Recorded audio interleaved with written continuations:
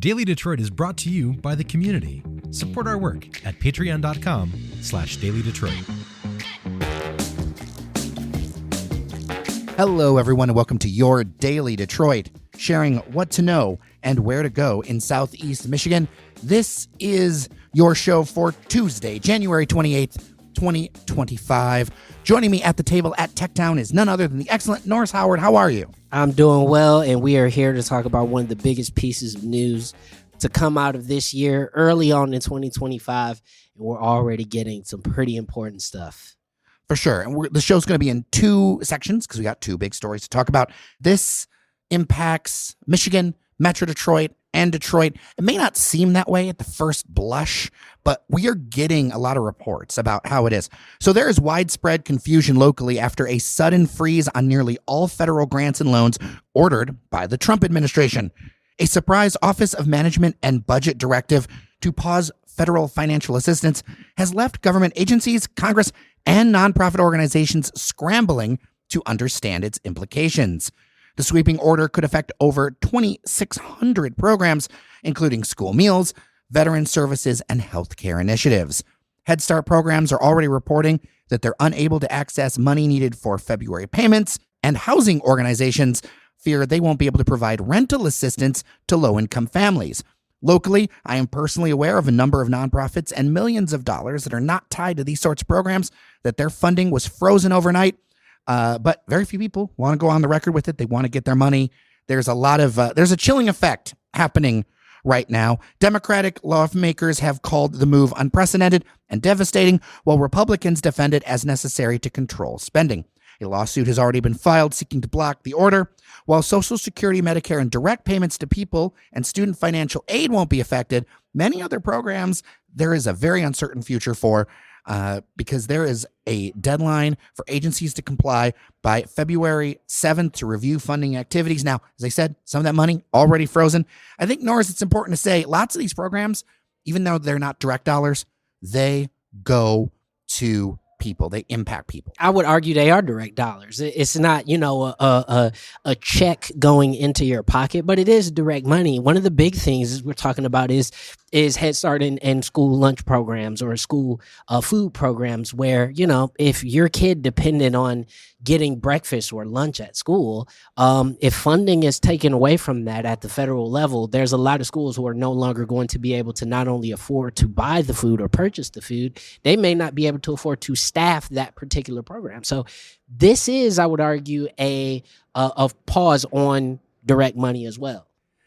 The impacts that I'm seeing with some organizations are also those that don't even deal with those issues. It's like there's been quietly a wholesale freeze on everything as far as I can tell, because some of the organizations talking to me, it's like, you don't do any of those things. Just regular old course of business, already approved dollars, just frozen. But the money hasn't been dispersed yet, right. And so it's kind of caught in this sort of limbo. I just want to read a part of the executive order just to illustrate kind of how broad this executive order is.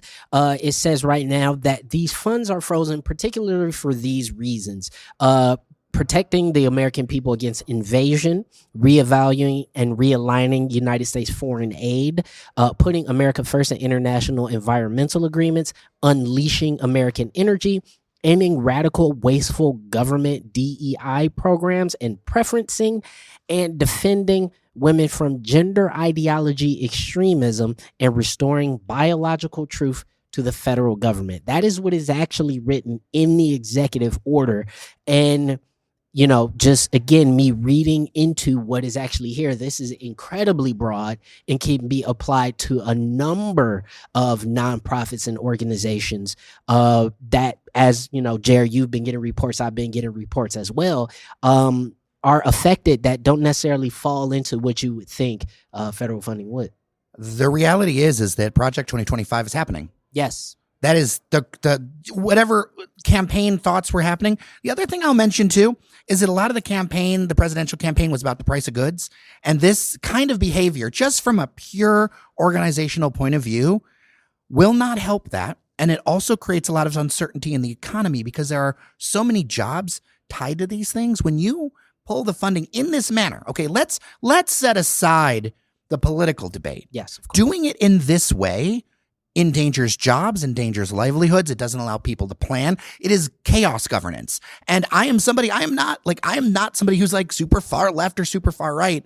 For me, this is the most damaging way to govern possible. Like if you want to pull funding for something, then you know what? Go through the process and do it, or give people warning, or do things that are not so sudden where like you could have people on the street have nothing to do with this other stuff because they're just losing their jobs. There's these organizations do not have huge war chests. No. They just don't. The people will say whatever they want to say about whatever they want to make up in their misinformation around this.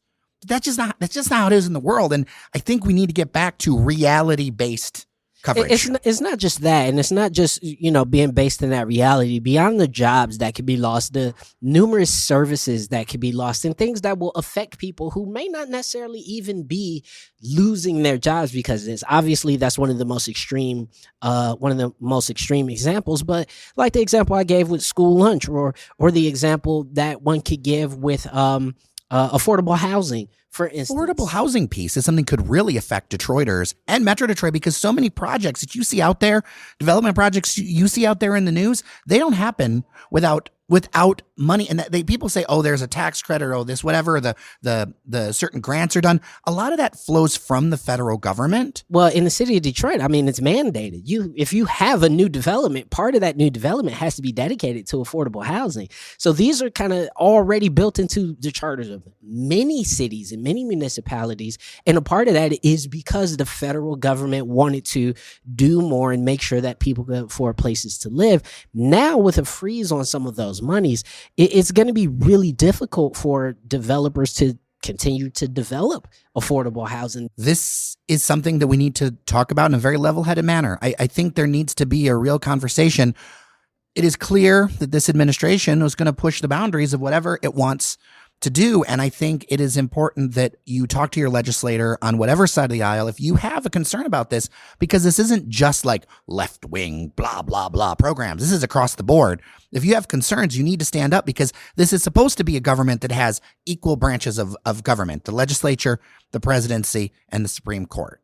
And there's a long history in America of the president pushing that, right? Like this isn't the first guy to do this. No, not at all. And, I think also, I want to put this into perspective and remove any sorts of thoughts of political ideology out of this, and to say that working for a nonprofit is not a liberal thing. I've worked for more than one.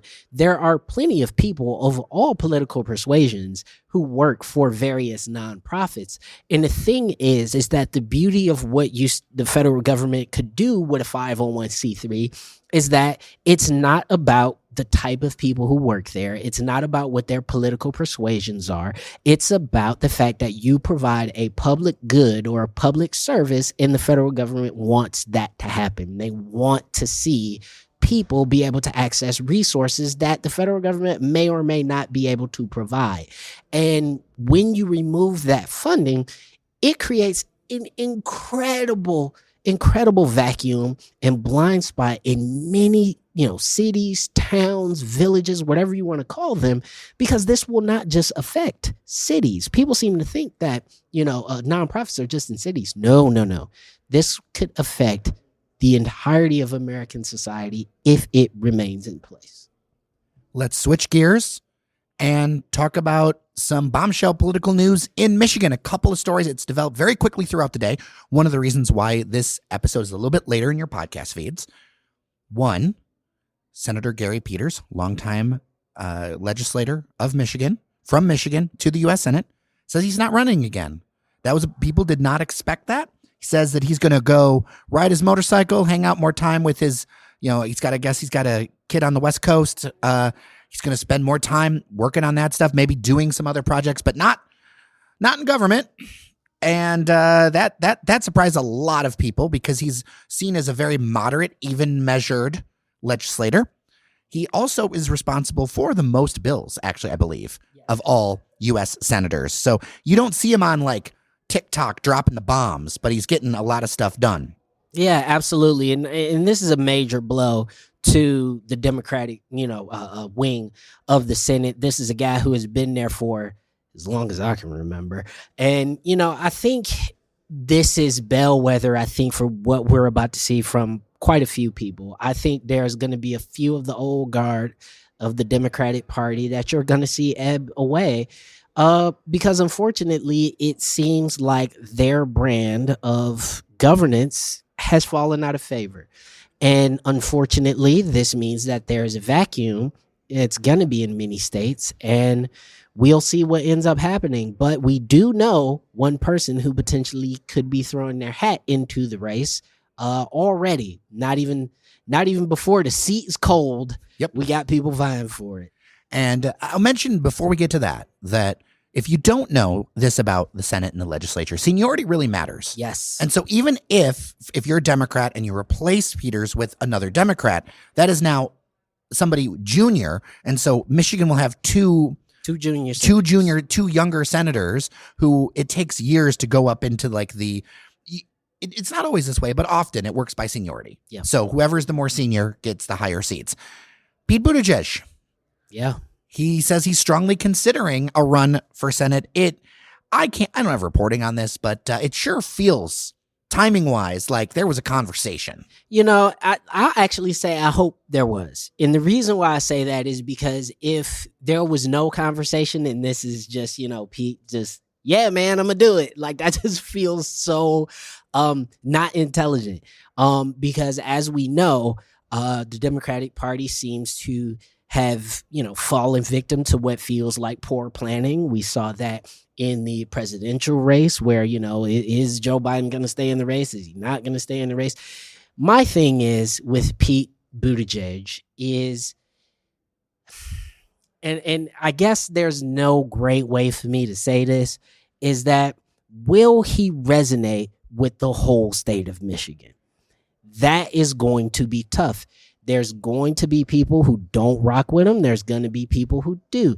But is he going to be able to carry mid-Michigan? Is he going to be able to meet people where they are in the UP? Is he going to be able to meet people in Western Michigan? I'm not sure. We'll see, but I think he's got an easier job for this, or an easier job to try to do that for this seat than for governor. Absolutely. And especially with Detroit Mayor Mike Duggan in the race for governor. Absolutely. I think that this is a far better race for his chances, because some may disagree, but I think Duggan and Buttigieg are in the same lane. I think they're in the same lane, but he doesn't have the track record that Duggan has. So I think if he was to jump into the race, it's already going to be difficult for the rest of that field on both sides to contend with Duggan and what he's done in the city of Detroit. But I think Buttigieg, he'll be able to, obviously go to this Senate race. And, people are already talking about, will John James vie for that seat as well on the Republican side? So it's going to be a difficult race regardless. But Buttigieg, I think that's a much more realistic win for him, but it'll still be difficult. Now, some listeners had messaged me about the idea when they heard it this morning that Governor Gretchen Whitmer go for that Senate seat. And she, even before we recorded this, threw very cold water on that's not something that she is interested in. I knew she wouldn't be, but I understand there's a large fandom around her. They want to see her in government. I don't think we're going to see her in government in Michigan again. I don't either. The thing with, Governor Whitmer is that we forget kind of the hell she was put through, definitely around the COVID years and, threats on her life, the kidnapping plot that was foiled and all sorts of things that put a stressor on someone. And, I can understand why somebody says, listen, I ran my race. I got this term. I'm going to see this out. And after that, I'm not sure if I want to do this politics thing again. I think any sane person could understand that stance. I don't have any inside information, but I feel like we're going to see a future college president or something somewhere. You think about what former Governor Jennifer Granholm did before she became energy secretary, I believe. I think that's the kind of vibe that we might. I don't know. I don't have any information. I feel like that's the vibe that we're headed towards. So I would love to hear your feedback if you're listening to this show, dailydetroit@gmail.com. around all of these things. We're going to have a lot to talk about over the next few days. Also, coming up, a very special episode. Norris Howard, the Prince Brightmore, will be joining Devin O'Reilly, Mad About Town, We're going to be talking about openings, closings, a bunch of local stories as well. That people come to Daily Detroit for a lot of that stuff. We're not going to like go all serious all the time here, but it's something that's important that we address these kind of stories that really actually have a very practical impact in our community. So thank you so much for listening. I'm Jer Stays. And I'm Norris Howard. Remember that you are somebody, and we'll see you around Detroit.